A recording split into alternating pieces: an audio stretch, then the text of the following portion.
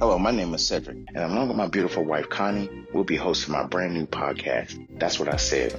I'm a retired Navy veteran that suffers from PTSD and anxiety, and we'll discuss how I cope with the mental illness through comedy and discussion. It's a podcast that will talk about everything from cryptocurrency to comedy.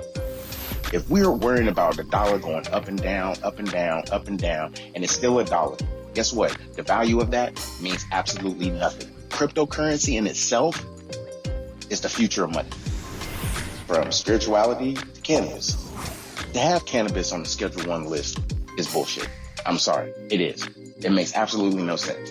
If it's a seed that can be planted and it has healing properties in it, why the hell is it in Schedule 1? Last time I checked, cocaine don't have a healing property in it. From interracial relationships, I don't have a problem with people talking about interracial relationships. People try to talk bad about my interracial relationship just to think that they can get under my skin. I mean, really, it don't bother me. I mean, let's not make, call a spade a spade. But if you have a problem with someone that's in love, it shouldn't matter the race of the person. It's mental illness in our community. The problem is people want to put labels on it. Everybody wants to put color on everything. And as soon as you put color on it, it gets treated differently. The money gets treated funny. Because if it's dealing with Asians, guess what? It's going to take a longer process unless those leaders step up and get into the president's face or U.S. leaders' face and say, this is a problem in our community. Not leaving one topic unturned. If you want to hear real, authentic conversation, interviews, and comedy, please take time to listen to That's What I Said, because I said what I said. Giving you 100% authentic, real, raw, unapologetic truth with no filter. Listen to That's What I Said. Available on your favorite podcast platform.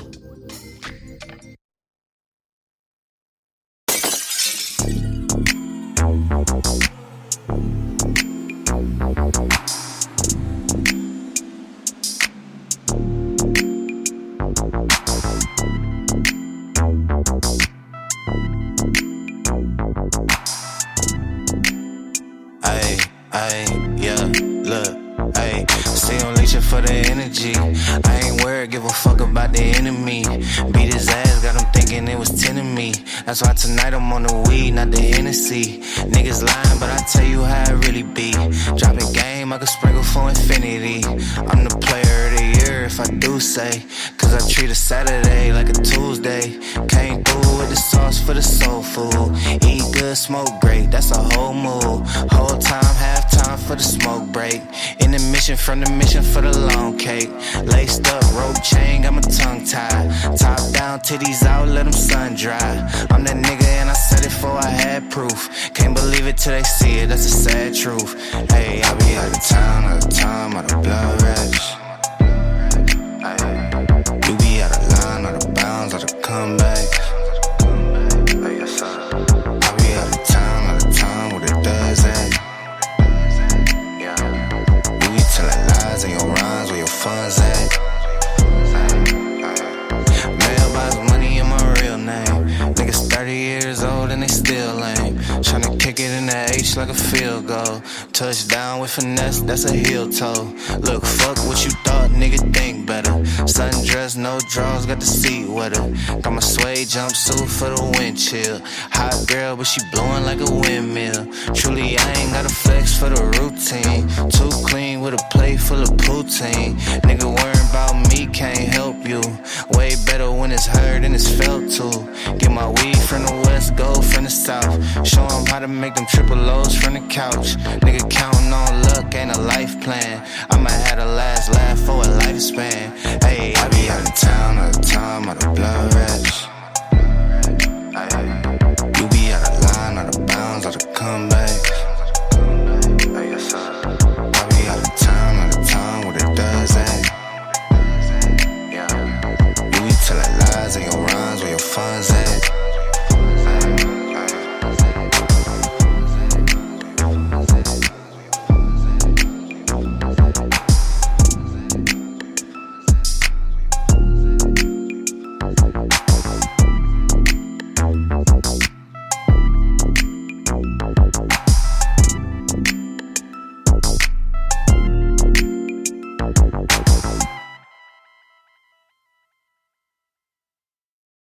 That's what he said with Cedric D. Sanders. Which way?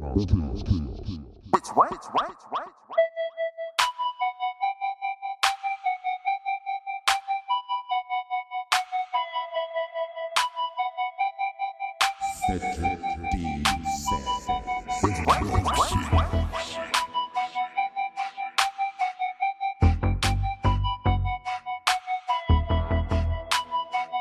They probably just eat ass with a baby spoon. Which way? That's what he said. That's what he said. Yeah, yeah. That's what he said. Yeah, yeah. That's what he said. Yeah, yeah. That's what he said. Yeah, yeah. That's what he said. Yeah, yeah, yeah, yeah. That's what he said. That ain't my fault. That's what he said. That's what he said. Which way? That's what he said. Which way? That ain't my fault. I'm just gonna lay it down like this though. That's what he said. That's what he said. That's what he said. That's what he said. When I say my shit, I'ma repeat my shit. I'ma make sure you understand the foundation of everything where I'm coming from. Don't get it twisted. That ain't my fault. Which way? That's what he said. That's what I said. What? That's what I said. That's what I said. That's what I said. Which way? Wow. We gon' do it like that. Yeah. Yeah.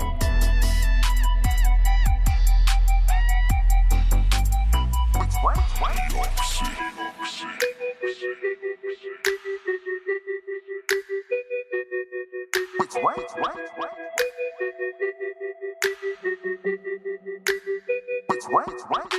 They probably just eat ass with a baby spoon. Welcome to another episode of That's What I Said with your host, Cedric Sanders, giving you 100% authentic, real, raw, unapologetic truth with no filter. The broadcast starts now.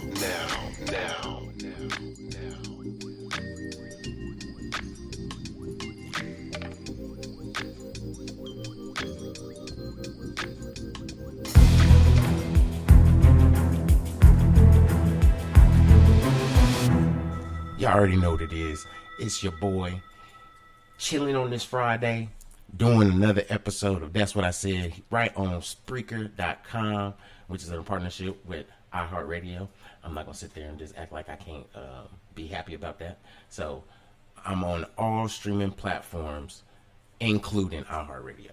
So with that being said, if you listen to this live or if you're watching me on Facebook, what's good, everybody? I hope everybody's enjoying their Friday. I know I took last week off because it was Memorial Day weekend, and I just kind of wanted to take a break and just chill out. But, I wanted to go ahead without further ado, because this is going to be a jam-packed broadcast. So let me get this out right now. Without further ado, let me introduce my beautiful wife, Connie. What's good?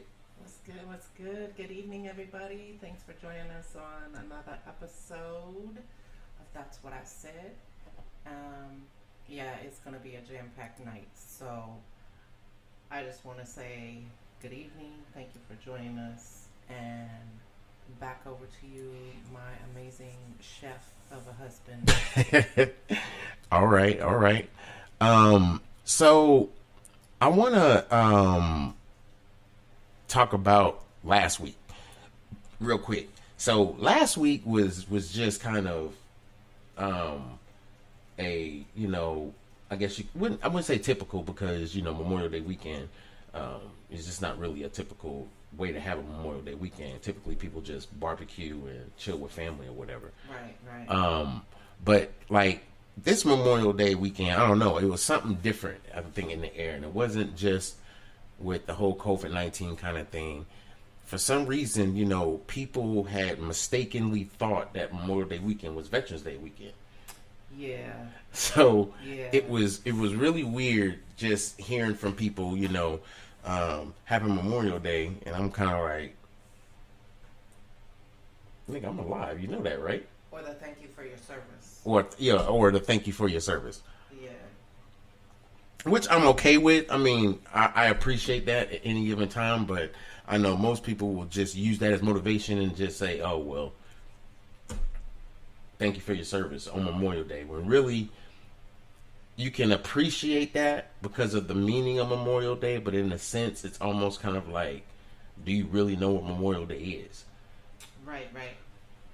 So, And, I don't know.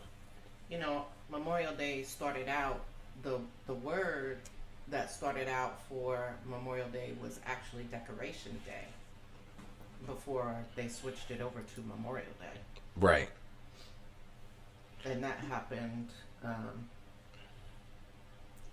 want to say like back in the 70s, they switched from Decoration Day to Memorial Day.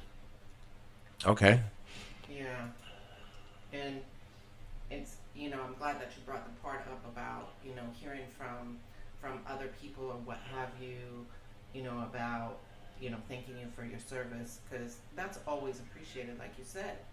But a lot of people get Memorial Day confused, and, you know, Memorial Day is to honor those who, men and women who fought in the military and lost their lives in the battle and didn't come home. That's what the meaning behind Memorial Day is. It's really just a memory, you know, to remember those that have gone before you and gave the ultimate sacrifice, you know. And I think with that too, I think it's something that we have to not just recognize, be appreciative of, because, you know, there's certain things that go on in this world that, you know, we should be able to pay homage to those that have gone before us, to, you know, for that ultimate sacrifice. But not just that. I also think that sometimes we have to understand why military people are so I don't know what's the word. They're really strong in making sure that you remember those that have fallen, and to not just correct people, but just say, you know, if it wasn't because of this person, you know, I wouldn't be here, or I would have never retired, or whatever the case may be. And it's not just a mentor to this person. That person actually was more of like, you know, a brother or sister to them. And then, you know, during wartime situations and everything, or just during the operation that you do in whatever command you're at, you know, you lose your life in defending this country. And I'm not going to get into political rants, because that just takes away from my podcast, especially about how I feel about certain things. But we'll get into that later when we talk about mental health and things like that. But I think, you know, in itself, you know, we have to be able to take that time to at least, you know, pay homage to those that have gone before us, to do that, give their ultimate sacrifice, you know, and appreciate their sacrifice and appreciate the work that they did, you know. So I think that's what we should be doing. So moving right along, let's get into trending topics. Let's do that. But before I do that, let me, you know, do the little intro for it, so, you know, everybody can know from now on we're gonna have an intro for trending topics. So, all the trending topics.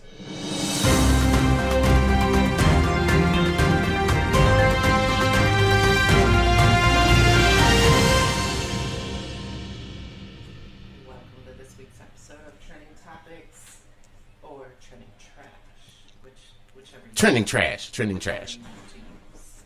So, this week, the first thing I have is really odd.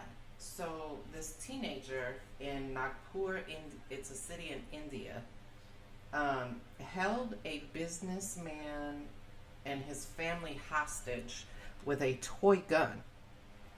He was demanding money, and little did he know the police had been contacted, and they were on their way to the house.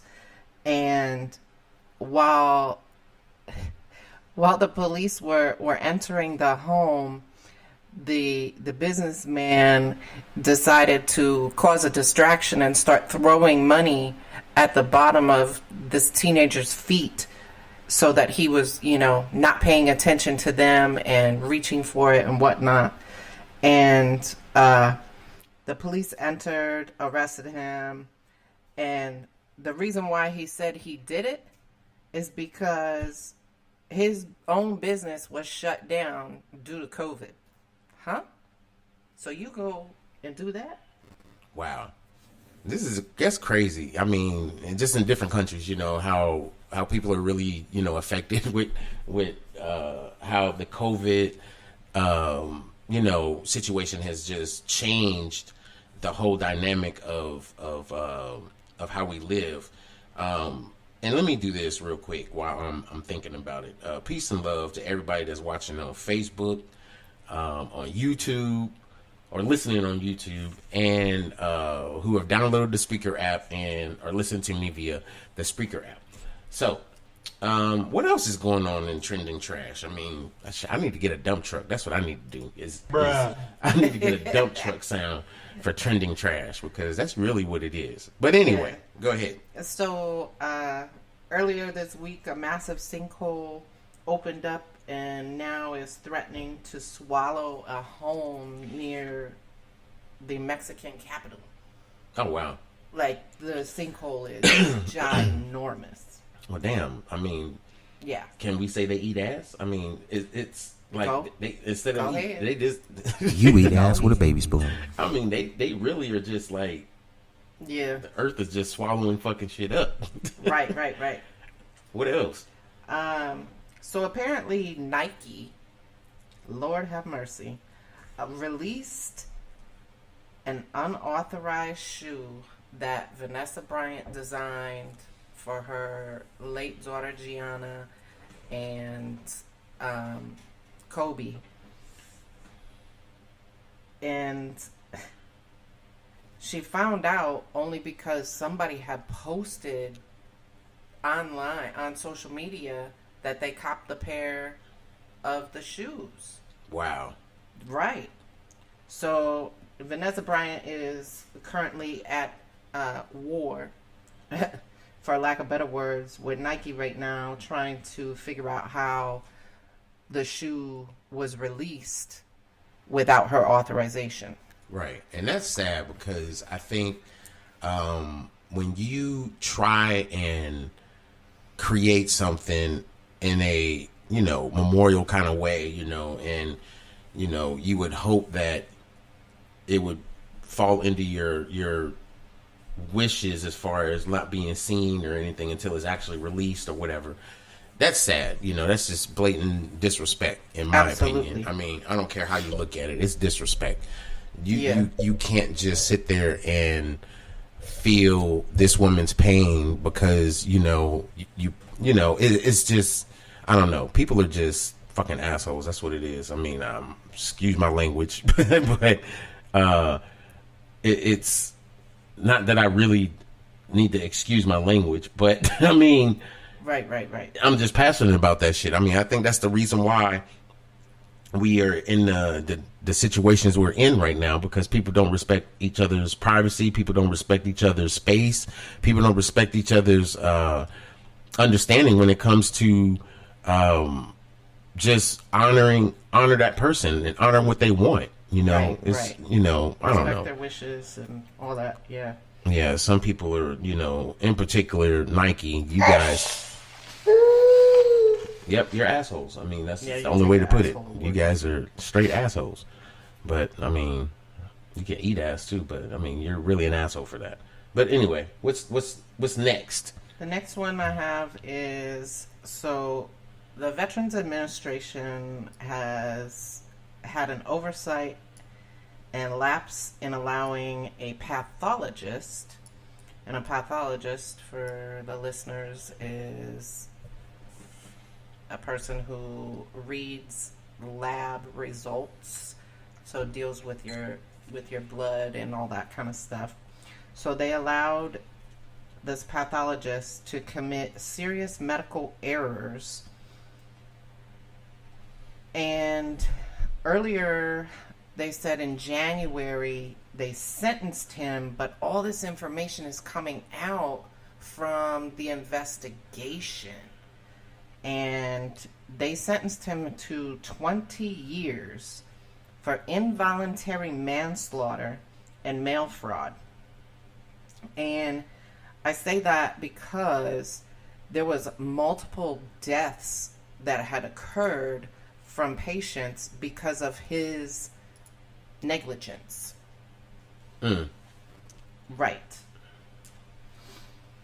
That's crazy. It is. That's crazy. I mean, it's just, I don't know. It don't make any sense how people can just be in a, I guess, losing battle when it comes to getting effective health care. Yeah. It's just, I don't know. It's sad. True. What's next? And the last thing I got is a big one. So we have our modern day Bonnie and Clyde, who 12 and 14 years old, fled a juvenile home, broke into another home, got weapons, and then went on a shootout with cops in Florida. Damn. This sounds about right, to be honest with you, because their juvenile system down there in Florida is completely just, it's not in a sense to where you would think a juvenile would stop doing the stuff that's going to put, getting them put in jail, and they would actually get their life turned around. And they got these little halfway houses that's out there that's just, I mean, they end up turning out to be fucking trap houses. I mean, let's be real. That's what they end up turning out to be, because Damn. The teenagers don't, that are troubled and end this life of crime, they don't get rehabilitation. They don't get no kind of rehabilitation at all. It's just strictly a area for them to put their head at, get a job, be on probation, do whatever it is they got to do, spend the last few months in the halfway house, and then they go, to someone else's house and probably terrorize the fuck out of them, because really, those, like I said, those halfway houses they have for those juveniles is ridiculous. It's stupid. Yeah. But anyway, it's just really sad. That was trending topics. Yep, that sums it up. So, before I get into the main topic, I'm gonna briefly talk about this crazy ass cryptocurrency. Like, it's bipolar. It really is. I'd like to think it's bipolar. Just like the weather? I mean, it's sitting there. Yeah, weather is definitely bipolar. I mean, but I think, like, right now, to be honest with you, cryptocurrency, when I talk about cryptocurrency, I think it needs its own little tag music. So I'm going to try this out.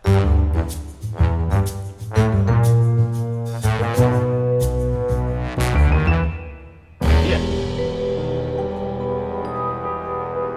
The Mysterious World of Crypto News with your boy. So I'm really into this theory that a lot of people are talking about now, because cryptocurrency is really being affected by social media. Absolutely. So Thursday, a tweet went out from Coinbase saying that they now will accept, well, actually it went out earlier in the week. It went out on Monday. That earlier in the week, by Thursday, they'll be able to trade and accept payments for Dogecoin. In the interim, from Monday until Thursday, you can actually deposit your Doge into a wallet on Coinbase, and you'll start being able to buy it on Thursday. So when Coinbase dropped this Twitter or tweet on Monday, it set Dogecoin through the roof. Well, I wouldn't say through the roof, but it sent it into raising, because people were buying it. Yeah.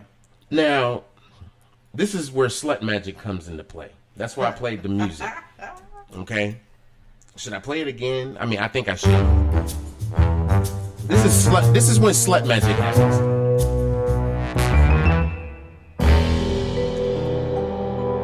sprinkling of the bullshit. Come do it. So Really, nigga? I'm trying to really figure this out. So Elon Musk post a picture.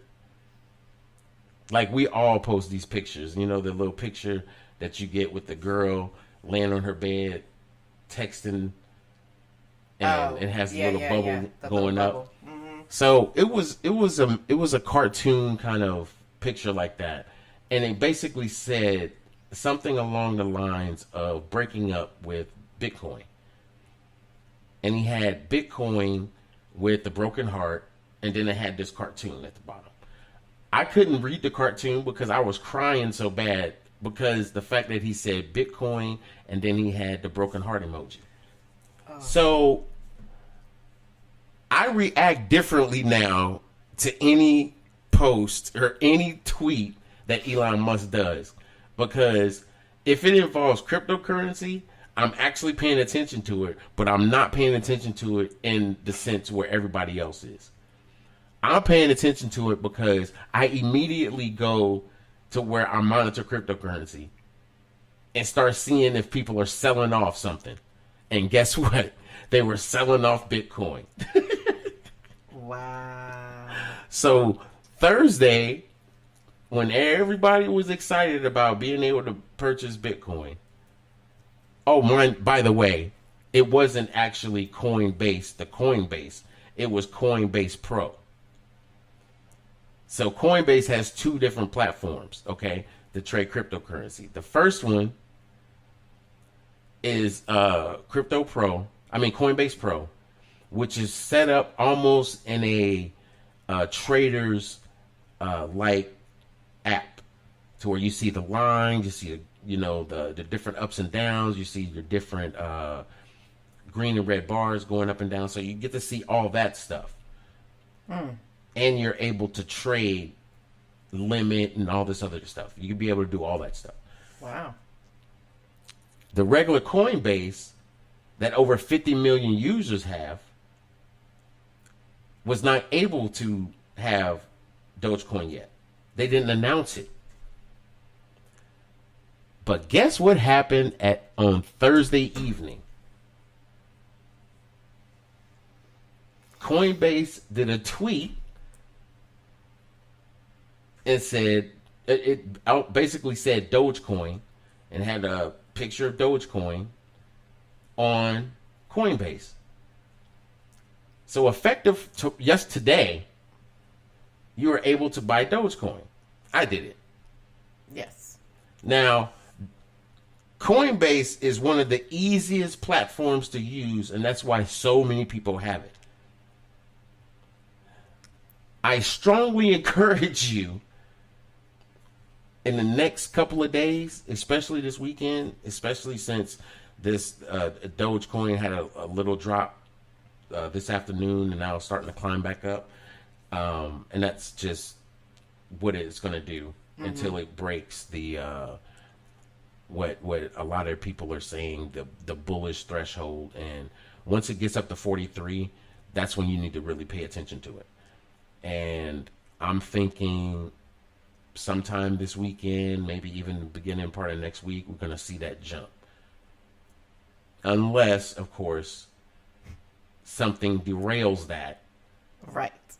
Because right now, what's derailing everything right now, because Dogecoin basically dropped 17% after it did that big high to 40. It was like above 43 cents. Then it dropped all the way down to back to 37 cents, 36 cents. So, as I've been telling everybody, invest at your own risk. I am not a financial advisor, so let me put that little caveat out right now, that disclaimer. I am not a financial advisor. However, I go out for truth, and you guys know that.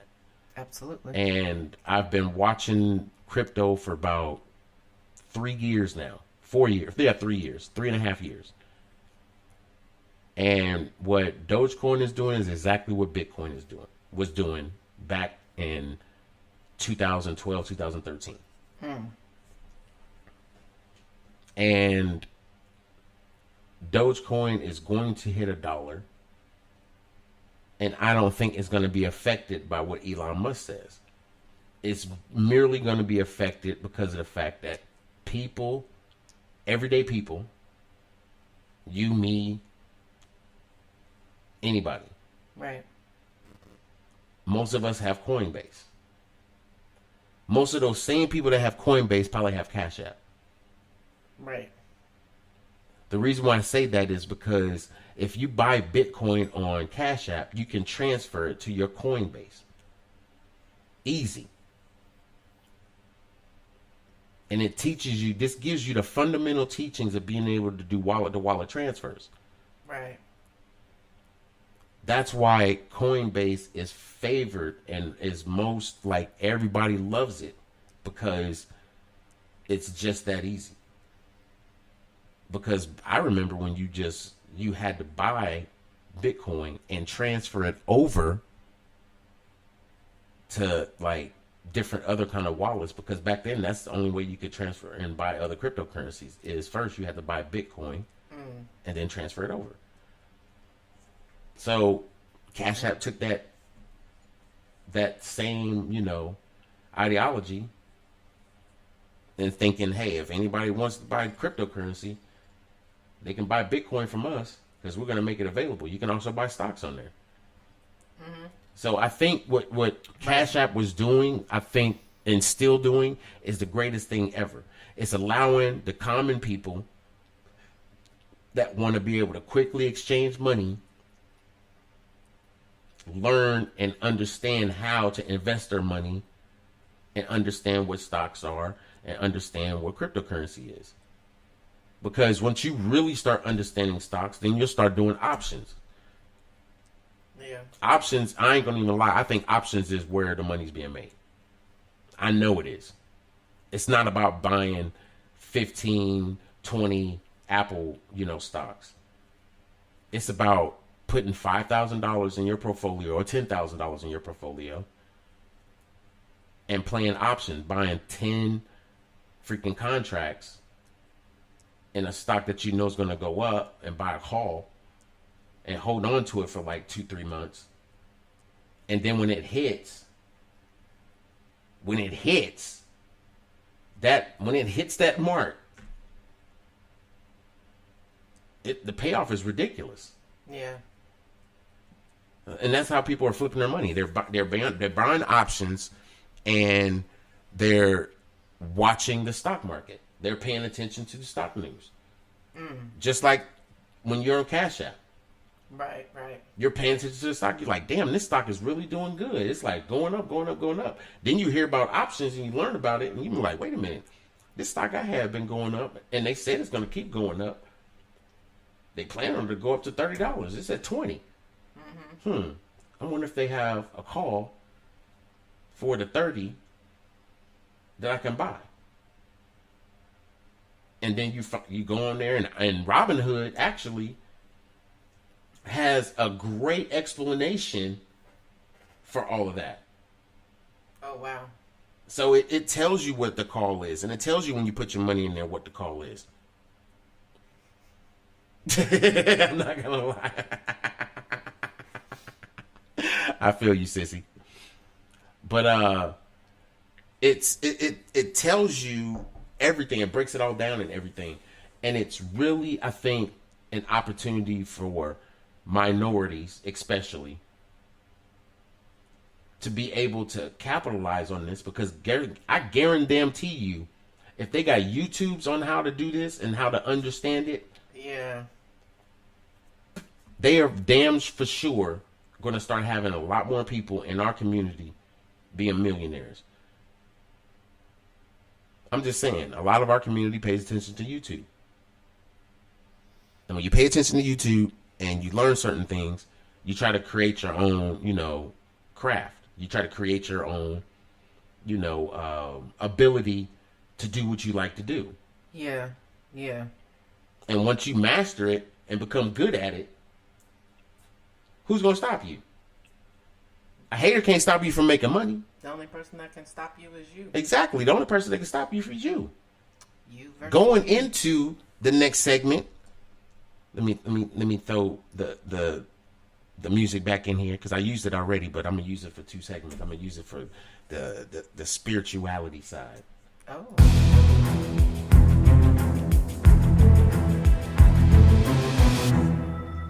I promise I'll get one for spirituality. So anyway, the topic for the spirituality corner is for tonight. The phantom from where spirituality love lies. From where spiritual love lies. Sorry, I said spirituality. So I did a live video on this a couple years ago talking about the phantom from where spiritual love lies.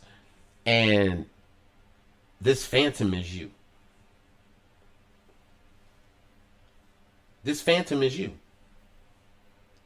Everybody wants to talk about understanding spirituality and everything. Well, guess what? To understand spirituality, you have to be a phantom.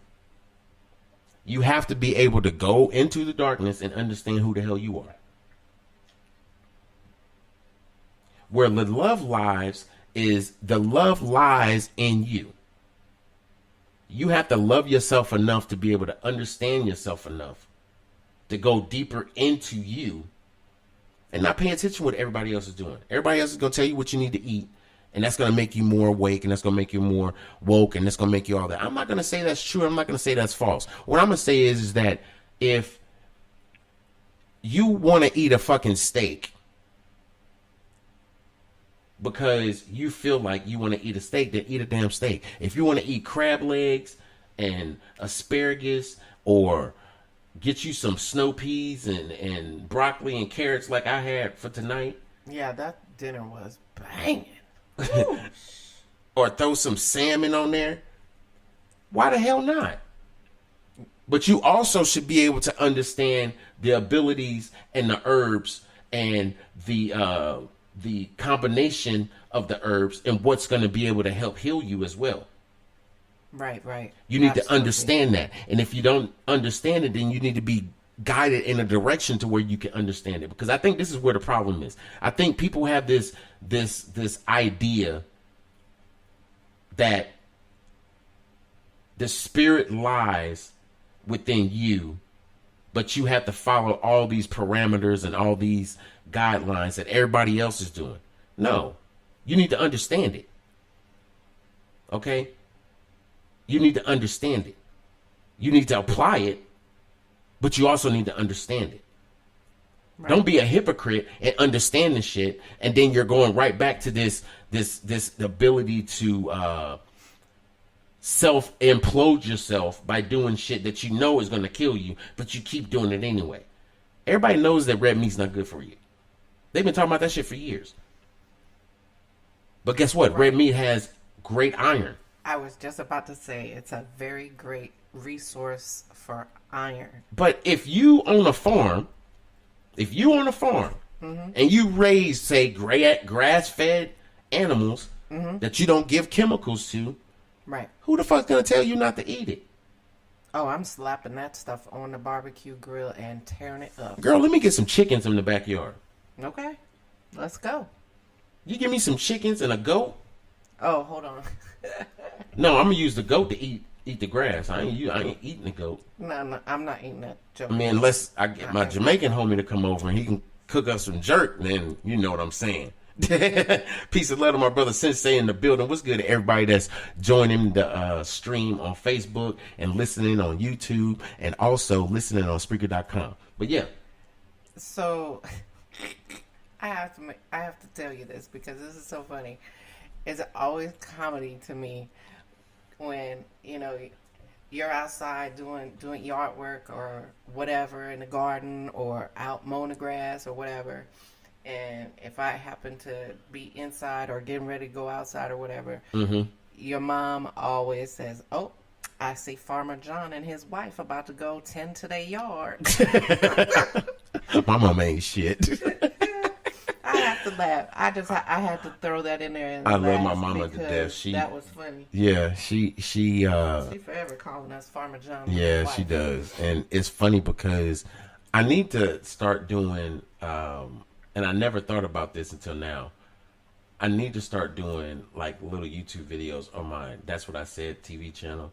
I need to start doing little videos of me, you, and Mom when we are in the kitchen or up here on the loft, just acting completely retarded. Our inevitable laugh sessions. Yes, our inevitable laugh sessions. But I also have to say this, and I'm announcing this on the podcast. I love you to life too, my brother. And I see my sissy was in here and I already acknowledged her, but I'm gonna say peace and love to her as well. I have to announce this on the podcast that you can actually get on all streaming platforms, including Apple. You type in podcast on your iPhone, a podcast icon will pop up. You click it, you type in That's What I Said, bam, that easy. Same thing with Google Play, iHeartRadio. Yes, iHeartRadio. So, being that this is getting simulcast and sent out live to all these streaming platforms, I have to be structured more. So you may see on Facebook and here everything is structured. Why? Because the more viewers and the more listeners you get, the more attention you have. And guess what? I won't be doing these Facebook Lives anymore. Right. So speaking of which, I'm gonna probably do maybe about 2 or 3 more of these. But the only way you're gonna be able to listen to the podcast is via all streaming platforms. And I said all streaming platforms. Wherever you can get podcasts, wherever you listen to podcasts, that's where you're going to be able to listen to me at. So, the fandom from where spirituality love lies. I went into this conversation because we have to be strong in ourselves to not give up on what we feel is right within us. And I think at times we pay attention, or we get in these groups and we pay attention so much to what these people are doing that we lose focus on what we're actually feeling and trying to understand that. And I have to give big ups to Sensei, and I have to give big ups to my sissy, the fire goddess, Moonlight Ra, who's getting ready to launch a website in 2 days, as a matter of fact. So y'all need to make sure that y'all go to this website. What's that website, baby? I Am Lamone. IamLamone.com. IamLamone.com. Y'all need to follow me on Facebook. I'm telling you, this girl is doing big things. She's an author, a goddess of spirituality, of understanding herbs, understanding creativity beyond belief. I mean, she is creating things. Okay? My brother Sensei is going all over the country with his healing. If you ain't joined the group, Healing Time, you need to type it in the search bar, Healing Time, add yourself to the group. The brother puts powerful information out there. He's doing seminars. I know he's doing Dallas, Texas. He's also doing Atlanta. And then following Atlanta is Vegas. Correct. So make sure y'all are tapped in. So the other caveat I'm throwing out there is, besides the we're being streamed on all streaming platforms. Also, do I need to tell him that? That's up to you. I'm gonna leave that one up to you. Dun, dun, dun, dun. What should I go? No, what you think I should say? What you think I should say? Give it to him. No. Come on. No, you tell him. No. See? Nope. So you started the podcast. This is your baby. This is your child. So I'm actually gonna start doing a clubhouse room that is going to not just give better exposure to my podcast, but you'll be able to hear me live and direct, and being able to get conversation out there and actually hear me kind of, live, not scripted, because none of this is scripted. None of my podcasts are scripted. The only thing we script is the topics.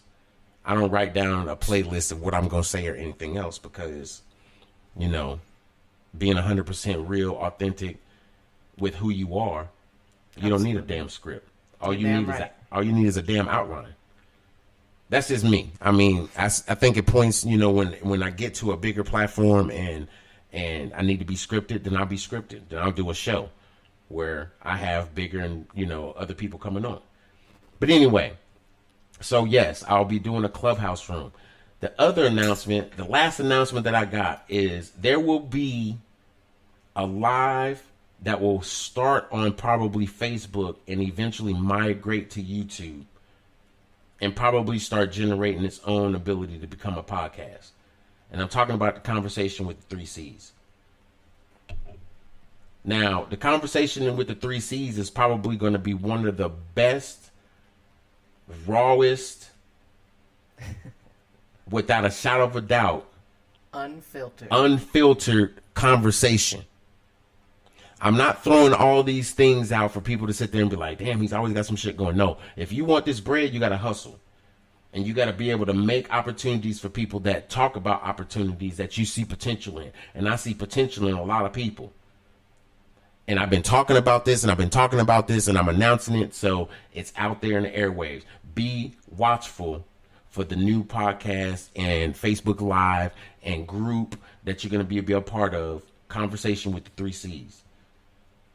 Because this is probably the rawest y'all going to hear me, Connie, and Charlie Lamont. Okay?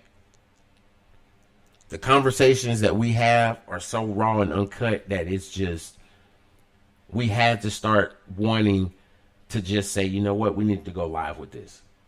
Right. Because we actually sit on the phone for 3 hours.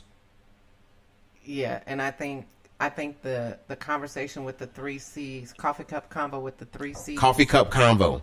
Happened, what, 2 years ago? This was a conversation we had about 2 years ago. Yeah. So, and I mean, it was birthed like 2 years ago. It was birthed basically on us having these conversations on Sunday. Right. And we would literally... in the morning. RCC would call us in the morning and we'd be sipping coffee and just... we going at it. Next thing you know, it's lunchtime and we're talking about what we need to eat for lunch and everything else and what we got to make for dinner. So, yeah. Pay attention to that. For those that's following me, for those that's not following me, I really don't care because it's going to get out there anyway because I have faith and I got confidence in my ability to do what I do. And I'm also going to start having guests. I mean, there's people that watch me on Facebook. There's people that follow me outside of my Facebook audience and they're listening to me on these different platforms that's out there. So I'm saying that to say this, that if you want to get in contact with me or if you want me to follow someone or if you want me to listen to someone or if you want to be a guest, you need to message me and you need to follow me on Facebook, Instagram, because I'm going to start doing lives on Instagram as well, and YouTube. That's what I said. That's all you got to type. You want to follow me on Twitter? That's what I said. Everything is that's what I said. So check me out, Joe. Don't forget the Facebook page. That's what I said. Yes, the Facebook page. I do have a Facebook page. That's what I said. Please like and everything that I do when it comes to this broadcast on Friday nights, it is shared on that page. And that's the only thing that I talk about on this page. So I'm going to start building it up. The more and more I get more followers. I just got a lot of likes now, but that's all about it. But you got to go from that page to where you can get your own creator content page. And when you get your creator content page, then you can have followers and all that other shit. Unless somebody wants to help me out and getting me that content creator page, then that'd be cool too, because I know I reach a lot more people and I'll be able to actually create more content because I know it's going to go to a safe space, a safe space that I can save it. Anyway, moving right along. So moving from the spirituality part, and we're going to talk about mental health. I wanted to talk about this, and I'm not going to get into a long, heated, conversation, but it's going to get a long conversation. Not too long, though. I'm going to not try to keep y'all for too much longer because I know how people are on Fridays. You want to get crunk, you want to go to sleep, or you want to watch a good movie, or you want to spend some time. I get that. But this is the type of conversation that you want to kind of group everybody together.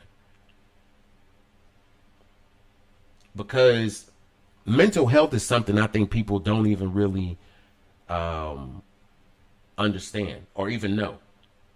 Because back then, you know, back in those days, people was just like, even when you were in school and you had the slow kids or whatever, it was what it was. Yeah, you didn't really have an understanding of why they were that way. Well, yeah. Or even your own self, why you are the way you are, you know, and how you deal with things or whatever, you know. Right. Mental health wasn't a conversation. Right. So it's different between mentally challenged and mental health. And people kind of try to associate the two. And it's not so much of just saying people can just use the blanket word, you're crazy, instead of just trying to understand what mental health is. And I think what got me on this is what happened to Naomi Osaka at the French Open. If y'all don't know, Naomi Osaka she's the rank 2 tennis player in the world. She's African American Japanese, and she has won 4 majors and supports her culture to the fullest. I mean, she brought Black Lives Matter to the tennis court.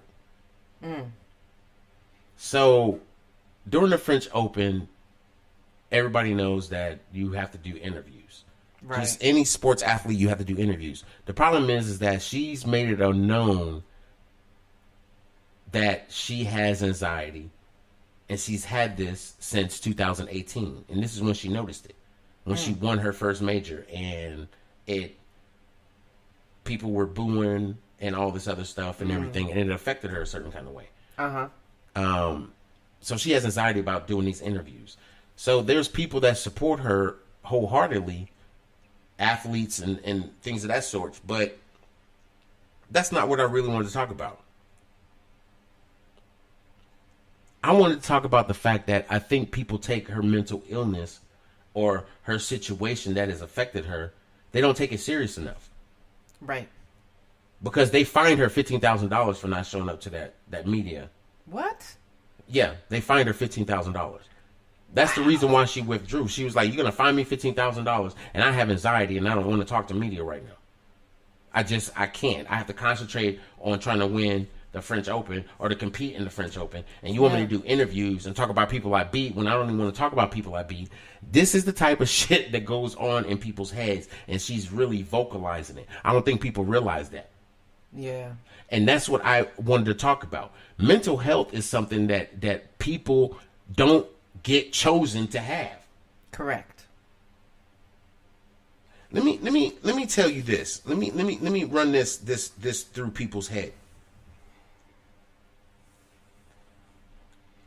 The number 1 state for mental health is New Jersey.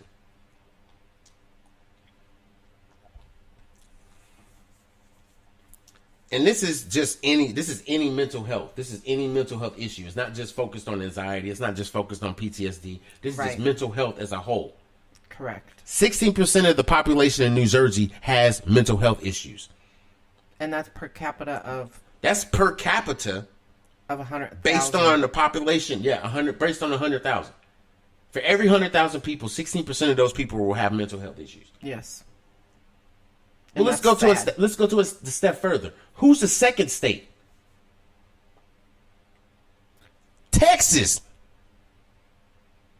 Yeah. Texas is the second state. Which is odd. Because I wouldn't suspect that Texas would. I mean, even though being the largest state in the U.S., I wouldn't suspect them being ranked number 2. But this is based on population. Yeah. Listen to what I said. Based on population. Look how small New Jersey is compared to how big Texas is. Yeah.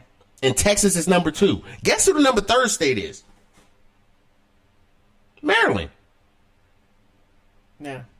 Maryland ain't that big. Nope, sure ain't. Oh. But guess what? Mental health in Maryland is almost at 17%. And who's number 4? Yeah, guess who's number 4? Where we live at? Virginia. Ain't that a bitch? Yep. This is the problem, okay? And these are real mental health statistics. Real mental health statistics. These are not made up by anybody. These are real, raw mental health statistics. Now, I want to put that disclaimer out there so that not only that, audience know that. Right, but not only that, think about this. And I see LaVoy who's coming. He's like, Texas, because he lives in Texas. Yeah, Texas, bro. Number 2. But this is the thing. The World Health Organization, right? Not to talk shit about Trump, but he, of course, pulled us out of the World Health Organization in 2020. Yep. Because he wanted to save money and everything else. But that's another story. The World Health Organization that does these stats is getting these stats. And I have to kind of pause when I say that. Because we know there's a certain amount of people in the community that won't get medical insurance. Correct. There's people that's in our house that we know for a fact have mental health issues, but ain't never been to a doctor's appointment ever in their life. Right. We got people in our life, we know that. Ain't never seen a doctor. They know what a doctor is, but they ain't never no. Right. So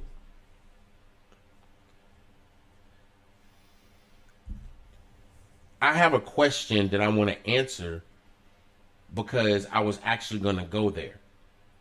And my boy that I was in the military with is asking this question. So my homeboy Mario just asked this question, and I'm going to ask people this question. Well, not really ask it. I'm going to pose it and give my feeling on it, or my understanding of it anyway.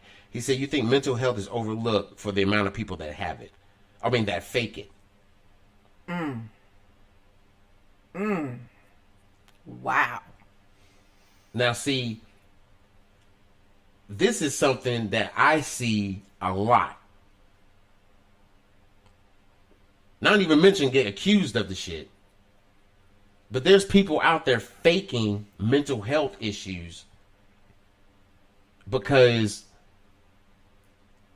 they know they can get a check for it. I was just about to say they know. And all they got to do is act a certain way, be a certain way. And that's sad. And it I'm sorry. That is so right. It's so sad because the people that have real mental health problems or issues, disease, the different portions of mental health problems, and you have these other people that are out there faking this to get that disability check or not have to work another day in their life or whatever. Right. And there are the people that have true mental health disorders, and they're fighting to get a fraction of a disability check. I mean, something. I mean, right. That's a free check. It said, how do the state determine you have mental issues? This is the thing. And I've said this on my podcast before, and I'll say it again on this one. I suffer from PTSD and anxiety, okay? Bad anxiety. Mild, bad PTSD. I wouldn't even say mild bad. It's bad, because Connie's looking at me like, really, nigga? I got to play it. Sorry. Really, nigga? So, I have nightmares probably 2 to 3 times a week. At least. I have always, since me and Connie been together, will not go to the grocery store, but only 2 times a day. One is early in the morning, and the other one is early in the morning. And I didn't say that to be funny. I said that to be serious because that's really what I do. Right. I do not like going to the grocery store or any place late in the afternoon or whatever.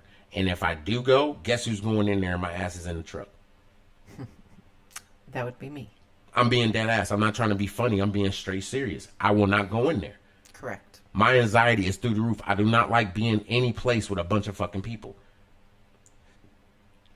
And if you have to go at a certain specific time that is outside of your norm, I am right glued next to you. And literally, I have to go through a conversation with Connie if it's any place where we got to be around people. And it's not, you're going to be okay, everything's going to be okay. It's not that conversation. No. It's, what do we need to get? What aisles are we going down? And do we know what aisle it's at? No. Okay, that means we're going to have to walk in there and find out where it's at. So, are you okay with splitting up if you find something and then I can go search for this? I mean, this is the conversation we're having because literally I'm plotting how I'm going to attack this mission. And I'm not trying to be funny, and I'll say that again. I'm not trying to be funny when I say this shit, but it's the truth. Right. This is our reality. This is the reality I live. We go to Walmart and there's something we have to get. I'm like, okay, we need this, this, and this. And you said we need to get this. I really don't want to be in this fucking store that long. Can we just get what we got to get and get out? Well, since we're here, let's get this and this. All right, fine. Fuck it. Let's go. Hurry up. Right. I'm getting what I need to fucking get. Get everything else. You need to meet me back here in 5 minutes. And what ends up happening, I didn't got what I needed to get. I mean, I'm serious. I didn't got what I needed to get because I'm an asshole. I'll go through the store and I'll boom, boom, boom, grab my shit and I'll keep going.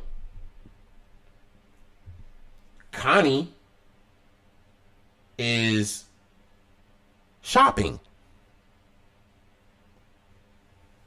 Babe, you know they got this. I don't give a fuck about that.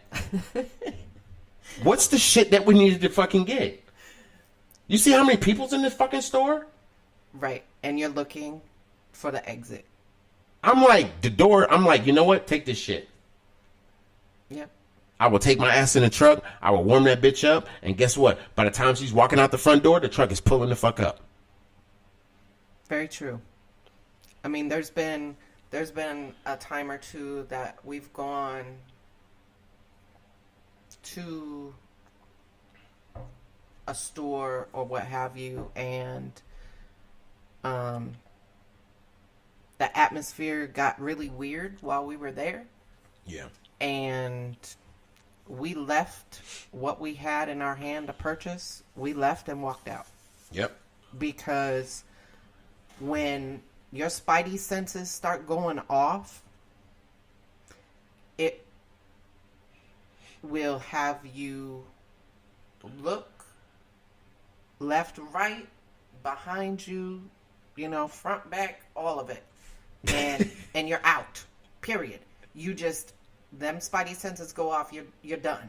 Right. It's time to go. Let's go. Regardless if you purchase something or not. Leave it and run. Yep. I'm gonna be honest with you. I was never like this. I mean, I grew up in Kansas City, Missouri, and I wasn't like this even in Kansas City. I have went through a lot of shit that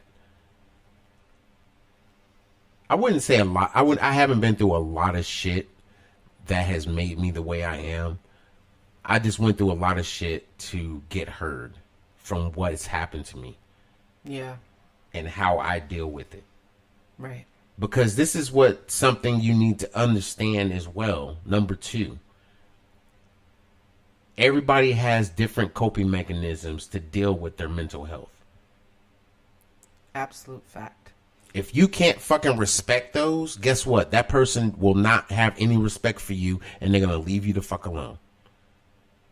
Or they're going to want to leave you the fuck alone. Or they're going to want to leave you the fuck alone, and they're going to probably tell you in certain kind of ways. Right. But I can honestly say when I told Connie, you know, what I deal with and how I am, because she only knew me as the person that was never affected by the shit I was affected by.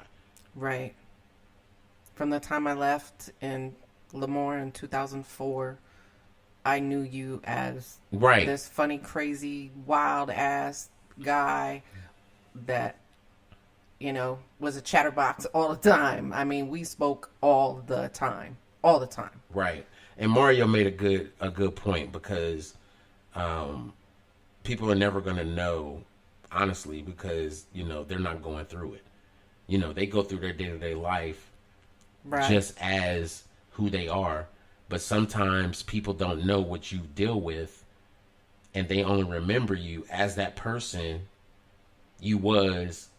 That chapter in their chapter in your life. And that's and I used to say that's bad, but I've learned throughout time it's really not. Because that's the great memory they have of being able to enjoy time with you. I remember a time when me and fucking Mario, like, not to put business out there, but me and Mario had decided we wanted to go to fucking San Francisco. I was just gonna say, damn, is that trip to San Francisco? Oh my God, I ain't gonna even lie. I talk about this trip. I talk about this trip because that was the best fucking trip. See what you did. Z. Hey, this was the best fucking trip I've ever fucking been on. I'm not going to go into detail on this podcast. However, if you ever come to my house and we're tossing one back, I will tell you, this was the bombest trip ever. Okay? Now, I know Z remembers this shit. I remember it. It was just crazy. Okay? I'm just going to say that. All I'm going to say is that I'm going to put it like this. It was in between a payday. So didn't nobody have money. We got paid. We got paid. Yes, we were broke ass military guys. We got paid during our going out. We had what money we had. That's what we paid for the fucking rental car, and we didn't have shit else. You got gas, bro? Fuck, not till midnight. You got drinks, bro? Not till midnight. Not bullshitting. So anyway. I still remember those good times. Right. What's sad is I remember the bad shit that happened to me. Right. And the bad outweighs. And believe it or not, yes, the bad does outweigh the good. Because guess what? I'm the only person that has to sleep with that shit on his mind. Yes, I remember the good times, but the good times is not going to always bring you back to reality. Right. Or be on the forefront at all times. Hey, like, no bullshit. What Mario just put in the Facebook is exactly what the fuck I did. Yo, we're going to run the tab, and by the time I get paid, it's the time we're going to pay that shit off. Bro, we was in the club we didn't want to be in. It was like 10, 11 o'clock at night. We were like, bro, we should have got paid already. Fuck, it's late. And then our money hit. Yo, swipe, we out this bitch. Everybody was like, what? We was the life of the party. But anyway, what's you saying? No, I was just, you're right about, and Mario said too, other people don't know honestly what you deal with or what you have going on internally. And most people, even old friends or what have you that knew you at that chapter of time, right? They may not know truly what you're dealing with, and they may hit a trigger, and the trigger could set off a multitude of things to happen. Well, I think I've gotten to a point where I've re-interviewed myself with people. When I actually meet them in the physical, I kind of like reintroduce myself. And what I mean by that is I don't want people to always feel like they can't be themselves, because I want them to be themselves, because that's what I will always remember them for being themselves. Mm-hmm. However, I need to turn the page and tell you I'm still that funny, nonchalant, not give a fuck kind of guy. Absolutely. However, there's certain things that I can't and won't do, because I don't want you to experience what I have been dealing with for the last 9-10 years. Yeah. Actually, it's been longer than that. Actually, it's been. Yeah. It's definitely been. Yeah, it's been since 2009. Yep. So, but you didn't really know. I didn't know. I mean, to be honest, I didn't know. I really did not know. I mean, in 2009 when I really started having nightmares, and I didn't want to have nightmares, so I drank a lot, and I became an alcoholic. Right. In my military career. Right. It was bad. It really was bad. You know, I mean, I learned how to deal with it, but the way I dealt with it didn't become destructive until like 2013, 2014. Yeah. After I retired. Because I knew how to control. Anybody will tell you when you're in the military, everybody drinks. Oh. There's very few people that don't drink. Yeah. But fucking everybody drinks. Absolutely. How many times have you gone to work still drunk or still every fucking Monday in a hungover state? Every fucking Monday. Yeah. Let's be real. And you have inspection. Because I can tell you right now, my first ship in Hawaii, if I had my boys on my first ship on this live, they'll tell you. I had to go to the bridge and I was funky. And I don't mean like a little bit. I mean, I was funky alcohol. I smelled like nothing but Liberty. Wow. Liberty Call. That's what I smelled like, Liberty Call. Yeah, because you can't just take a shower and wash that off. No, you can't. You're sweating. It's coming out your pores.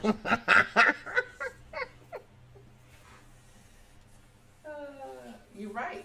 Exactly. You're sweating. It's coming out your pores. Ain't no shower going to take care of the alcohol that's in your system brewing, trying to reach an out. Yep. Yeah. Mario was right. It's like, hit a port.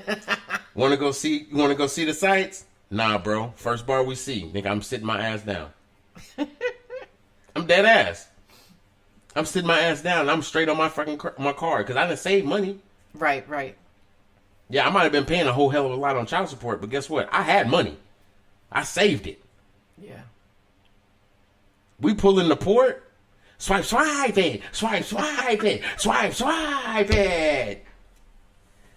Oh my goodness. Bro, I remember.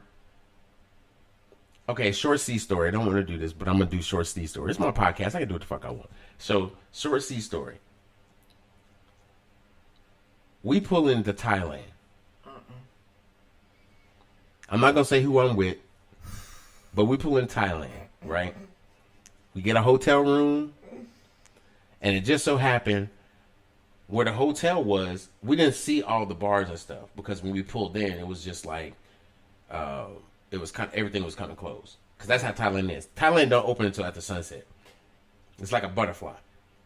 Oh, okay. Didn't know that. So when you pull into Thailand during daytime, you see, just different parts of the towns and stuff. And you're like, oh, okay, this is nice. It's really nice. We go into the hotel, we drop our bags off and everything. We're like, yo, we got to go to that bar that's on the corner. Because it was a bar that was there. It was like, shit, right there. And it's like, I think that's our ATM machine. All right, bet. Bruh. We pull up to this bar. And then we get paid. Oh, no. Bruh. I was known as a 10,000 baht man. Oh, this story. Yes. I pulled 10,000 baht out, which is a lot of money in Thailand. In the U.S., I think it's about $500. I mean, you talking about making it rain? Yeah. We go to one part of Thailand where the bars are, and they got the Thai boxing that's choreographed. And then they got these houses. They got these long-ass stairs that go up. I didn't know what the hell they was until I walked up in there and seen the ping pong ball getting shot out of somebody for JJ. I was like, yo! I'm done. When you hear Tupac... No. And it's like some gangster song. I mean, like, really, we heard Tupac. Wow. I don't deny it. I'm a straight rider. You don't want to fuck with me. Boing! A damn ping pong ball was shot out of this girl's vajayjay. And hit this dude in the back of the head. I was like, yo! I'm out. I'm out. Nope. They was like, you ain't gonna stay? Nope. This ain't my thing, bro. I'm out. Smell like pink salmon and raw rhinoceros feet. I'm out. I mean, it smelled like bum kneecaps in that bitch. I'm like, for real. It didn't smell like nothing good. You want that drink? No, I'm getting the fuck out. Thank you. Have a nice day. Have a nice day. Like you long time. No, fuck you long time. I was done. I mean, I was done. I was done. Really, nigga? I mean, I didn't give a shit. But, yes. Bottle service for Johnny Walker was like $7. Like dead ass. He said he watched the show 3 times. I'm just saying. I mean, it was. I'm just saying. I'm so done. Oh, and I gotta give a shout out to, hey Mario. I watch your gaming lives when I wake up in the morning because he's on West Coast and I'm on East Coast. Bro, yeah, it's ridiculous. That shit is funny as hell. I get up in the morning and kind of be getting up, going to take a shower, and I be laying in the bed just sitting there looking at these damn gaming videos. That's the first thing I look at in the morning. So shout out to my boy. He got his own Facebook gaming live video. Y'all got to check him out. He's funny as hell. He does Call of Duty Warzone. He's on the chain. Sometimes he does Apex, but yeah, he's been mainly doing Call of Duty Warzone. But anyway, I don't know. I got to a point like even like then in Thailand, it was like you find ways to have fun, but not even understanding kind of like what you're going through. Okay. Because like in Thailand, not to give a time frame, but it was still fresh in my mind. Oh, yeah. So it really wasn't affecting me. Not yet. But I was starting to just drink more. So it was still fresh in my mind, but I was just drinking a little bit more. Trying to block it out. And a lot of people, I think, do turn to alcohol or some type of drug that causes... And marijuana ain't a drug. Let me throw that out there. But go ahead. Or allows them to decrease or block out the pain or what have you from that situation that occurred for you to have the mental health, right, problem or issue. Well, I think too, like everybody, it's a vice. And with mental health, people have vices. A lot of people's vices with mental health is what's going to numb it. Yeah, numbing the pain. And a lot of it is addiction. So with me, I don't have an addiction. I never have. I try to understand what is natural that actually can help me go through me not having to succumb myself to remembering over and over and over and over again and going through that process of what I remember because it's vivid detail. Yeah. So. And it's hard to talk about. And I won't talk about it on the podcast. Maybe when I get some more listeners and viewers and stuff and people that open up and talk about their thing because they're comfortable talking about it because they can be candid. Okay. But at some point I will. I'm just not going to do it on this podcast because I've already been on for a while and that's not the lane that I want to go on right now. Right. But it is mental health. So, I'll talk about it. I'll talk about it briefly. I won't talk about it in detail because I learned that when I was going to counseling. You got to talk about what hurts you the most because what people don't know what hurts you is what's hurting you. Wow. So, during the deployment, there was a tsunami. And we're in Hong Kong. And it was the day after my birthday. So, I was born on Christmas. And the day after Christmas, we pulled into Hong Kong. Well, there was a earthquake and a tsunami that happened. And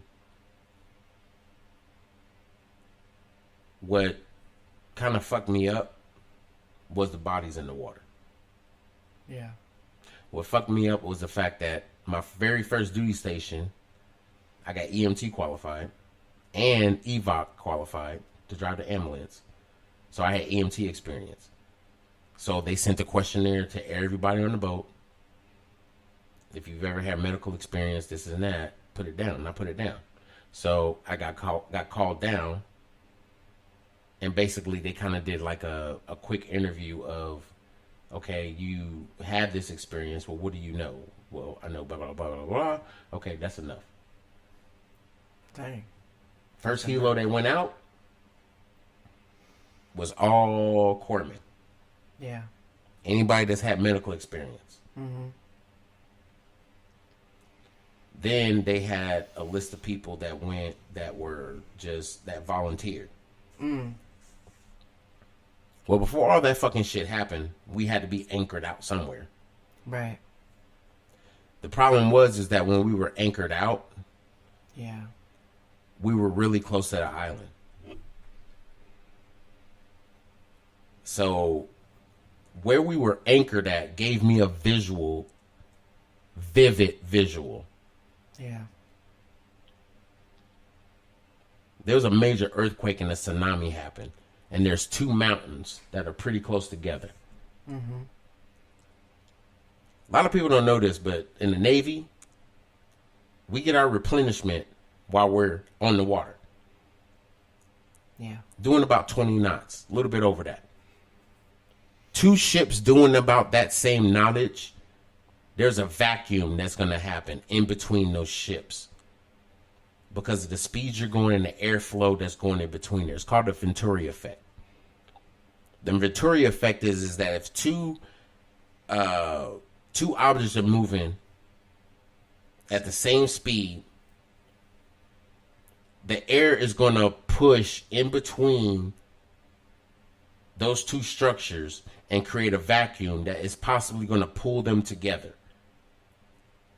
Which means you have to be at enough distance apart to not have this Venturi effect to happen. Because once it happens, you can't stop it. Mm. What happened in Indonesia is the Venturi effect with stationary objects. Wow. Water came in to those mountains and it created a vacuum and it pushed the water out and it flooded because it didn't have nowhere to go. So when it came in violently, and when it landed violently. Mm. So there were bodies in the ocean floating on boards from their houses. Wow. Bloated because they've been there for days. Because when we got there, this was like probably 4 days after. Damn. Mind you, we had pilots that were losing their quals because they haven't flown. Because when we left, they can't fly. We're anchored out. We're close to the island. Right, exactly. Not to mention, nobody knows this, that Indonesia airport is controlled by Al-Qaeda at this time. Mm.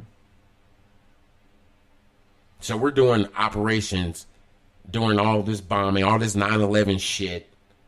Yeah.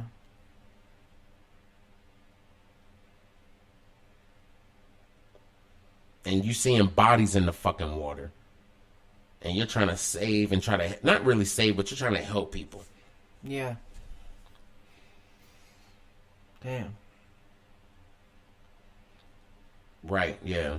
And I don't, and like I said, I don't like talking about that shit, but that's the shit I remember because it was like, I felt like I couldn't do shit. I couldn't help. Yeah. I mean, because we would go, when we go smoke, and this is where I saw the bodies, I would go smoke on the, like, we would go on the bridge wing, and we would come out of the AO shop and go smoke. And everybody smoked there. It was right there by my fucking office. Right, right. So pretty much everybody that was part of my squadron would go out there and smoke. Mm-hmm. And we go out there and, you know, we smoke. And I went out there early in the morning because I worked in the mornings. Yeah. So I would be up, you know, work at 7. I'd be up at 5. Mm-hmm. Go, you know, as soon as I get out of the rack, take a shower and everything, I'm out, you know, it's dark still, like 5:30, 6 o'clock. Smoke a cigarette, whatever. The galley opens, you get in the chow line. You eat your breakfast and shit. Everybody's waking up in the morning. Yo, what's up, dog? What's up? Blah, blah, blah. You know, you talking and shit. Let's go smoke, bet. Yeah. We don't go smoke on the main deck. We go smoke upstairs. Why? Because that's where we're going to work. Yeah. So I'll go up there and go smoke. Mm. Sun's just cracking up. And I'm like, what the fuck is that? And there wasn't hardly anybody out there. Mm. And I'm like, what the fuck is that? A board? And it's just floating by the ship because we ain't moving. We're anchored out. Right, right. Damn. And some people it didn't affect that much because, you know, it's just like, you know, water off a turtle's back. But me, it affected me because I always thought more into it because it's like, what the fuck? Yeah. We should be helping these motherfuckers. It's right here.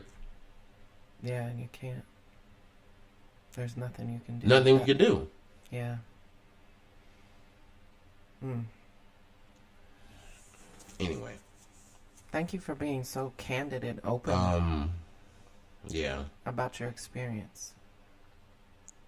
Because I think the people that are listening appreciate that portion as well. You know? I mean, mental health is real. Very, very real. And if you don't know, there's an actual book that's out that I've read, and it's called Loving Someone with PTSD. And you can get it in your iBooks if you're an Apple subscriber. And it breaks down a lot of information that I didn't know about PTSD, you know? Right. When Sed and I got together and he explained to me what was going on with him and him having PTSD, anxiety, I didn't know anything about it other than just hearing the words being said, you know? Right. So me taking the opportunity to get a book and read it, and I go back and reference it often because there are certain things that are written in there, and it helps me understand what he deals with on a daily basis. So, and let me say this too, and I appreciate that, babe. I really do. Let me say this. PTSD affects twice as many women than it does men.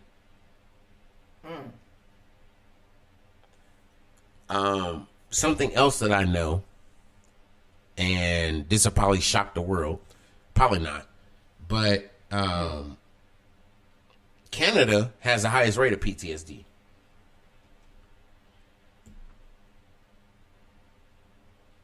Out of all their countries studied, it does not compare to the United States. wow. Really? Per capita, it doesn't compare. Okay. And what I mean by it doesn't compare is that it's not even in competition. United States is not even in competition with Canada right now. Canada has the highest rated of PTSD. Damn. And this is the reason why. I had to do some research on it and look at it. I was like, Canada? I like Canada. Why does it have such a high rate of PTSD? Because of domestic violence. It's domestic violence. Domestic violence is, I mean, and it's high here in the United States, and we thought it was bad here. No, it's way worse in fucking Canada. But did they provide any type of explanation as to why their domestic violence is so high? I don't think they did. I didn't really look into that. And the reason why I didn't, and I'm going to tell you why I didn't. Canada, the few times, well, I can't say the few times. I've been up there plenty of times. Canada has, I think, a very pure openness about it. And it's very beautiful. Oh, absolutely. But people are different. Yeah. Men are different. Men in Canada are controlling as fuck. Let's be real. I know some Canadian men that's cool as shit, but I know some assholes that's Canadian too. And I mean probably worse than me. I'm an asshole, but I know Canadians that's worse than me. Like, I would punch him in the face with a fucking Timberland boot. Like, dead ass. And this was like during RIMPAC in Hawaii. For y'all that don't know what RIMPAC in Hawaii is, oh madam. Okay, it's a Navy thing, but RIMPAC is a exercise that they do every 2 years in Hawaii. It's called the Rim of the Pacific. And all Navy ships from the west side on the Pacific meet in Hawaii. And they kind of do like, they play basketball. They do Navy operations out on the Pacific Ocean. You go on board these ships, get to meet them. Kind of like morale. Yeah, it's a big morale thing. It is. Yeah. It's building camaraderie and everything else. So, you have that. But it gave me a perspective that I never had. Just with people. Yeah. Just being able to go through RIMPAC and spend that time with people. But yeah, bro, it fucked me up. Mario, it fucked me up. I'm not gonna lie. Yeah. That was my last deployment. Yeah, before you retired. Before I retired, yeah, that was my last deployment, and that was the one that fucked me up. And really, to be honest with you, I didn't come comfortable talking about it until two years ago. 2018. Yeah. Like, I danced around this shit, but I never really fucking talked about it. Yeah, because I think we were... Like, when we first got together. Yeah, when we first got together in 2017, I didn't even talk about it then. No. I just had nightmares and shit, and she was just like, what the fuck? Yeah. And then I was having these VA appointments and shit and everything else, and I told her I needed her to be there for my VA appointments, and then I had to like, fuck, I gotta tell her because I don't want to go into this fucking VA appointment, and then I open up to this motherfucker, and then she's looking at me like, really, nigga? So I had to sit down and tell her. So, that was hard. We had a, like... Come to Jesus meeting. Come to Jesus meeting. That's what we call it now. Come to Jesus meeting. I had to come to Jesus meeting with her. And I was telling her about the shit she was going through. And it kind of went into the shit that I'm going through. And the reason why it went to the shit that I'm going through is because she made it like what she was going through was so big and major when really it wasn't. And I made her understand why it wasn't. And it wasn't because I was bringing my issue to the forefront and say, my shit's bigger, bitch. No, I didn't do that. What I did was told her, I was like, guess what? I was insecure too. But guess what? This is the reason why I was insecure. And this is the reason why I'm not insecure anymore. And this is the reason why you shouldn't be insecure anymore. Oh, by the way, when I go to this fucking appointment on Wednesday... And that's exactly how I said it, because we were, smoking and drinking and shit, and I was just chilling, and I was like, oh, by the way. Just having a conversation. And it came out so fluently in a, 45-minute discussion from, start to finish. I mean, I told her details that I've never even told my fucking therapist. Yeah. I told her what time I woke up. I told her what I did. I told her all the shit that happened, and this is what happened. Who was on the boat, blah, blah, blah, all this shit, who I was with, everything. Yep. And I was like, what affected me most than everything else is the fact that I could not fucking help. Yeah. But anyway, I'm not going to make this, into a sad crying session where people are probably, oh my God, I know I feel bad. And I don't want you to feel bad. I don't want you to feel sorry for me or anything else, because, I mean, I'm going to be real. It's more difficult trying to just deal with it and be okay with it so nobody feels sorry for me because of it than not dealing with it and drinking it away. Right. Because literally that's what I was trying to do. Because after I retired, I didn't have my Navy friends no more. Yeah. I was trying to drink it away. Right. And why? And first off, why the fuck am I telling you guys all this shit? It's because mental health is something that people have adjusted themselves to accept. And this is what they do. Right. Like, I didn't talk to nobody about my shit. I was homeless for 2 years. Yeah.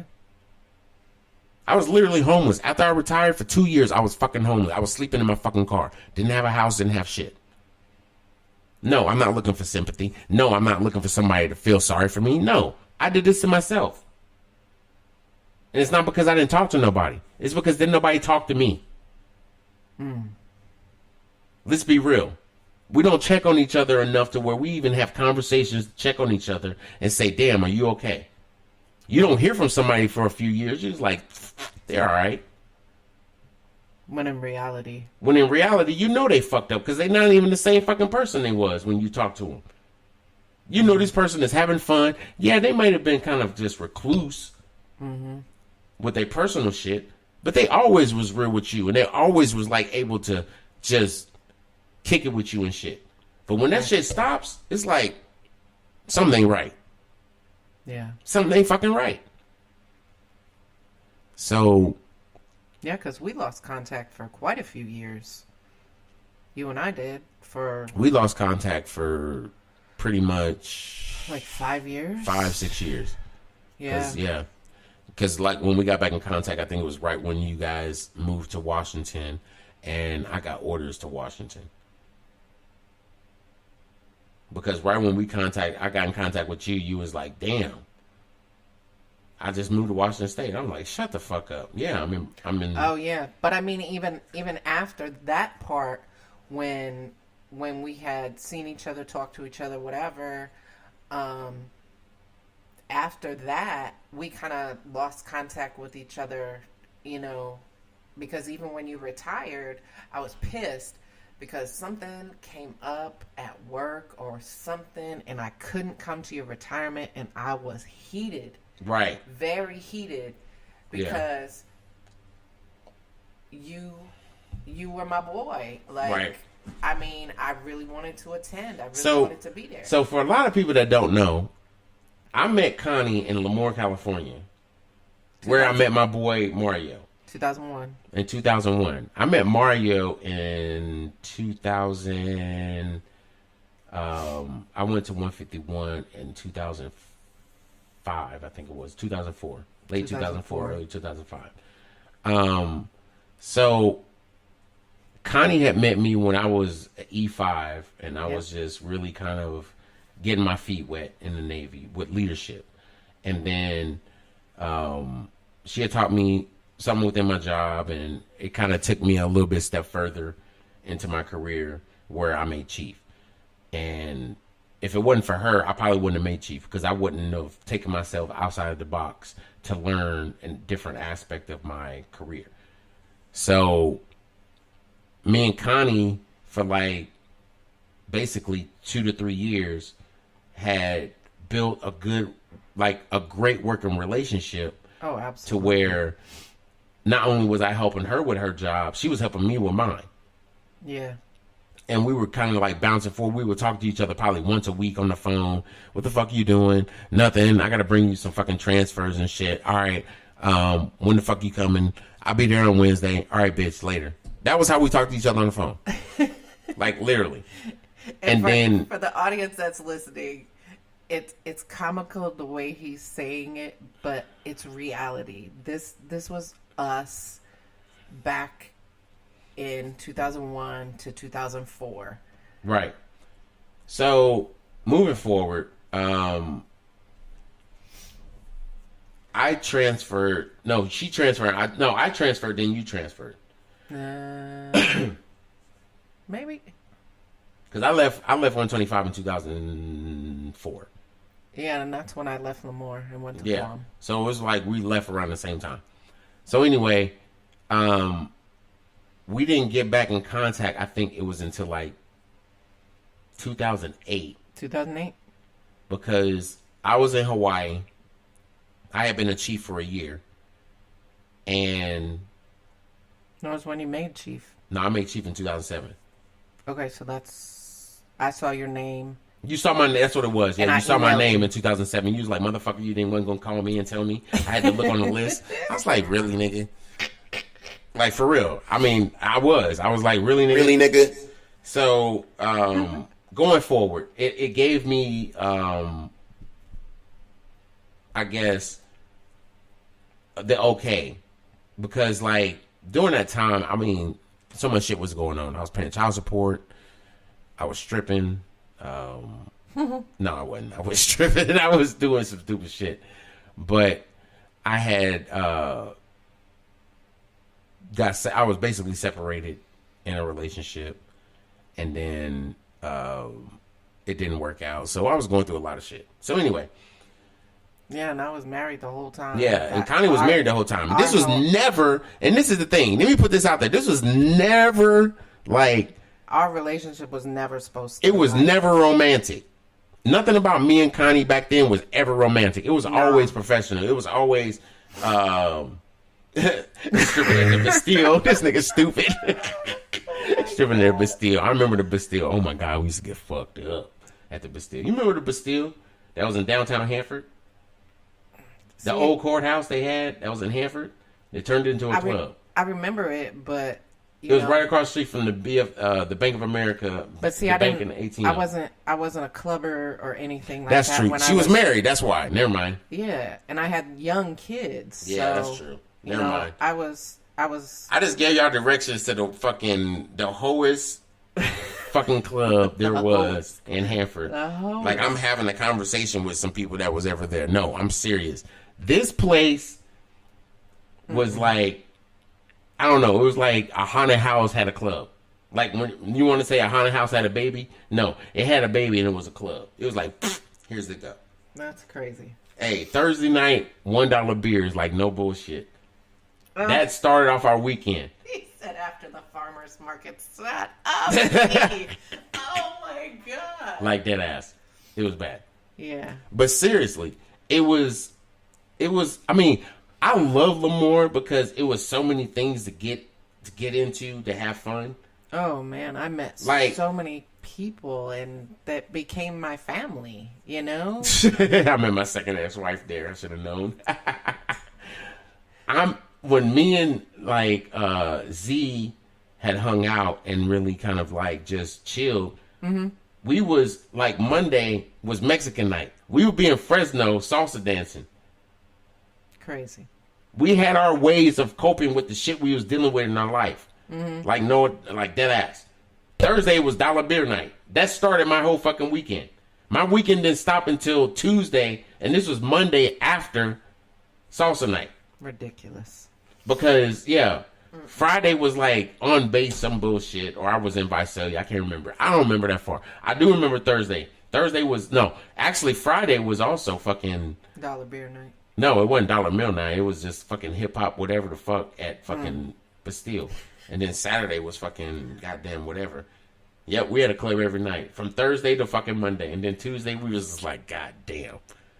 Our liver ain't shit.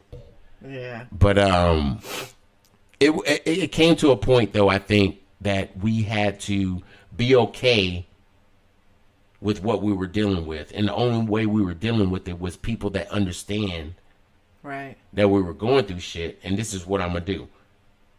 I'm gonna have a couple beers, leave me the fuck alone. I'm good. As long as I'm with the people that gonna take care of me, I'm good. Dude, we were so fucking illegal during that time period. I think we were like E5s, E6s and shit, and we had E3 and E4s and shit. That would be rolling with us. But you know what? They protected us better than the people that were in our fucking rank. at that time. And sometimes that's kind of how it was in the military. Yeah, I was a first class, matter of fact. And the people that were of rank, you know, your like rank or whatever, like you said, I felt safer with them. Yeah. Than I did with people that were my same age, my same race. Mm-hmm. And it wasn't because they weren't about shit and they weren't doing shit. We just didn't click. Yeah. And it was how those others carried themselves as well. That too. You know? And it was like I wanted to have fun, but I wanted to be safe with it. And it was like, yeah. I mean, we were DUIs ready to happen, but that wasn't the point. The point was that we always made sure we had somebody that was designated driver, like no bullshit. Yeah. When we went to salsa night, we had a designated driver. Yeah. Somebody that did not fucking drink. And guess what? That driver had like 8 fucking drunk ass people in the fucking car. Oh. At least, because we was all on top of each other laughing and fucking drinking on the floorboard. That's ridiculous. Or passed out, and then we all throwing our IDs out at the fucking gate guard. And he was like, man, get the fuck out of here. But anyway, so food was a third. I'm done. So with mental health, I'm gonna come on probably next week and talk more about it. But it's a passion of mine, and it's something that I want to help people not just understand, but I want to help people that are going through it to not really get through it, but to be able to cope with it. Yeah. And get people around you that support you. Absolutely. That actually look and care after you. Because if they don't hear from you for a couple of days, it may not be a bad thing. It may be just like you just didn't feel like picking up the phone. Right, right. So, any last closing remarks before we shut this shit down? The last closing remarks I have is thank you everybody that took the time to listen to us this evening. Thank you for having this open, candid conversation about mental health and going into your story, because I think that really truly opened the eyes of the listeners to understand why you do what you do with this podcast. I appreciate you. I love you. Over to you, baby. Yeah, so I love you too, and I appreciate you, and I appreciate you taking the time to really just, get to understand, somebody you about to marry. So, I mean, shit. I think that's the ultimate thing, is just being able to take the time to understand that person and understand what they're going through. And I think with everybody, I think that's something that you need to do. If you're in relationships, you with somebody you love, get to understand that person, get to understand them. You may understand who you are, but understand who you with. Really understand what they've been through. Understand why they do certain things and try to help them through the process. You may not actually be able to get them through the process, but you might be able to lead them in the right direction and get them through it. So with that being said, everybody that took the time to listen to this podcast, I appreciate you. Everybody that's paying attention to me on Facebook, I love you. Peace and love to everybody. If I've known you since I was 5, knee high to a grasshopper, to where I'm at right now at 47 years old, I love you to the end of life. I hope everybody sits around and enjoys who you are as a person, because guess what? If they don't enjoy you, I love you like a motherfucker. Peace and love to everybody. I'm out this piece. 100. That's what he said with Cedric D. Sanders.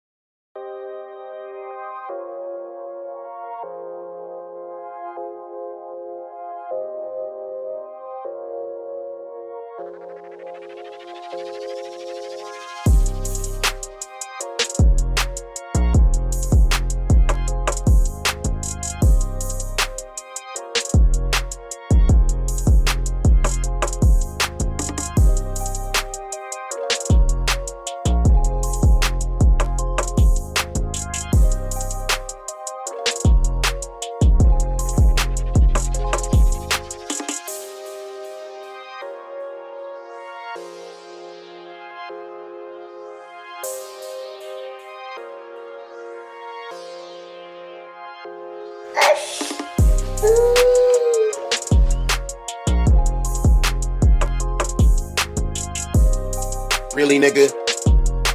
You eat ass with a baby spoon.